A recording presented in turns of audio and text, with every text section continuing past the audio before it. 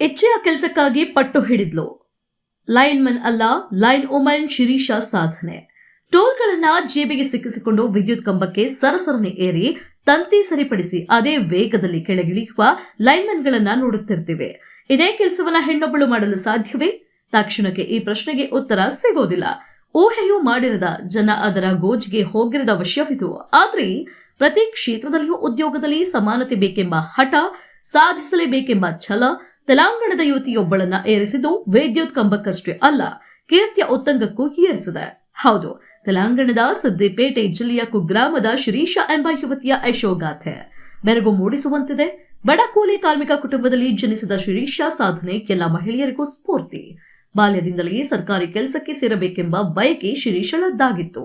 ಸಹೋದರ ಮಾವ ಬಿ ಶೇಖರ ತೆಲಂಗಾಣ ದಕ್ಷಿಣ ವಿದ್ಯುತ್ ವಿತರಣಾ ನಿಗಮದಲ್ಲಿ ಉಪ ಎಂಜಿನಿಯರ್ ಆಗಿದ್ರು.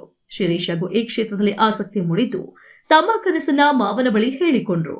ಮಾವನ ಮಾರ್ಗದರ್ಶನದಂತೆ ಐಟಿಐನಲ್ಲಿ ಎಲೆಕ್ಟ್ರಿಷಿಯನ್ ತರಬೇತಿ ಪಡೆದ್ರು. 2019ರಲ್ಲಿ TSSPDCL ಜೂನಿಯರ್ ಲೈನ್ಮನ್ ಹುದ್ದೆಗೆ ನೇಮಕಾತಿ ಪ್ರಕಟಿಸಿತು. ಆದ್ರೆ ಆ ಹುದ್ದೆಗೆ ಅರ್ಜಿ ಸಲ್ಲಿಸಲು ಮಹಿಳೆಯರಿಗೆ ಅವಕಾಶವಿರಲಿಲ್ಲ. ಪ್ರಶ್ನಿಸಿದಾಗ ಮಹಿಳೆಯರಿಗೆ 18 ಅಡಿ ಕಂಬ ಏರಲು ಸಾಧ್ಯವಿಲ್ಲ ಎಂಬ ಉತ್ತರ ಸಂಸ್ಥೆಯಿಂದ ಬಂತು. ಇಲ್ಲೇ ಶಿರೀಷಾಳ ಛಲ ಇಮ್ಮಡಿಯಾಗಿತ್ತು. ಮಹಿಳೆಯರಿಗೆ ಸಾಧ್ಯವಿಲ್ಲ ಎಂಬ ಮಾತನ್ನು ಅವಮಾನ ಎಂದೇ ಪರಿಗಣಿಸಿದ ಶಿರೀಷಾ ಮತ್ತೊಬ್ಬ ಅಭ್ಯರ್ಥಿ ವಿ ಭಾರತಿ ಎಂಬುವವರೊಂದಿಗೆ ಸೇರಿ ನ್ಯಾಯಾಲಯದ ಮೆಟ್ಟಿಲೇರ್ತಾರೆ. ಅರ್ಜಿ ಸಲ್ಲಿಸುವ ಹಂತದಲ್ಲಿ ನಿಮಗಿದು ಸಾಧ್ಯವಿಲ್ಲ ಎಂಬ ಕಾರಣ ನೀಡಿ ಮಹಿಳೆಯರನ್ನ ತಡೆಯುವುದು ಲಿಂಗಭೇದ ಎಂದು ವಾದಿಸುತ್ತಾರೆ. ಈ ವಿಷಯವನ್ನ ಗಂಭೀರವಾಗಿ ಪರಿಗಣಿಸಿದ ನ್ಯಾಯಾಲಯ ಮಹಿಳೆಯರಿಗೂ ಅರ್ಜಿ ಸಲ್ಲಿಸಲು ಅವಕಾಶ ನೀಡಬೇಕು ಎಂದು ಸೂಚಿಸಿತು. ಆದರೆ ಸಮಸ್ಯೆ ಅಲ್ಲಿಗೆ ಮುಗಿಯಲಿಲ್ಲ. ಪರೀಕ್ಷೆಯಲ್ಲಿ ಉತ್ತೀರ್ಣರಾದ ಬಳಿಕ ಅವರ ಫಲಿತಾಂಶವನ್ನ ತಡೆಹಿಡಿಯಲಾಯಿತು. ಇದರಿಂದ ಮತ್ತೆ ನ್ಯಾಯಾಲಯದ ಮೊರೆ ಹೋಗಬೇಕಾಯಿತು. ಕೊನೆಗೆ ಹೈಕೋರ್ಟ್ ಆದೇಶದಂತೆ ಶಿರೀಷಾ ಮತ್ತು ಭಾರತಿ ಅವರಿಗೆ ಪೋಲ್ ಕ್ಲೈಂಬಿಂಗ್ ಟೆಸ್ಟ್ಗೆ ಅವಕಾಶ ದೊರೆಯಿತು.